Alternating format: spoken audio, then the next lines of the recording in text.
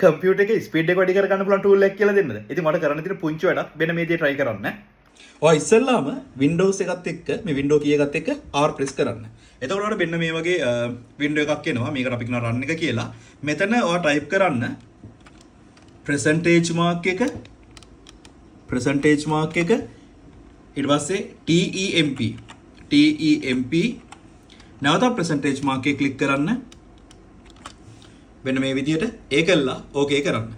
ඉතින් මේක ඕකේ කරපුවාම ඔයාලට පෙන්නනවා අපේ කම්පියුටර් එකේ මේ වෙනකොට ක්‍රියේට් වෙලා තියෙන ටෙම්පරරි ෆයිල් ගොඩක්. ඉතින් මේ ෆයිල් එකක්වත් අපේ කම්පියුටරට මේ මොහොතේ අවශ්‍ය වෙන්නේ නැහැ. ඉතින් ඔයාලට පුළුවන් මේ ටික ඔක්කොම කන්ට්‍රෝල් එකත් එක්ක ඒ ඔබලා. කන්ට්‍රෝල් එකත් එක්ක ඒ ඔබලා සිලෙක්ට් කරලා shift එකයි delete එකයි එක්ක press කරලා yes කරන්න. එතකොට මේ ටික අපිට erase කර ගන්න පුළුවන්. එතකොට පේනවා අනවශ්‍ය ෆයිල් ගොඩක් මගේ පරිගණකයේ මොකද උනේ?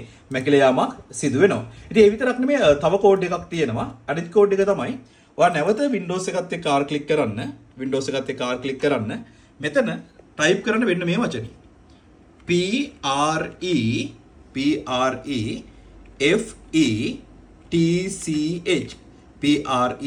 ඊට පස්සේ okay කරන්න. ඊට පස්සේ මෙතන කන්ටිනියු කරන්න. කන්ටිනියු කරාට පස්සේ ඔයාලට වෙනවා මෙතනත් මේ අනවශ්‍ය ෆයිල් ගොඩාක් එකතු වෙලා තියෙනවා. ඉතින් මේ අනවශ්‍ය ෆයිල් අපේ පරිගණකයට මේ වැඩක් වෙන්නේ නැහැ.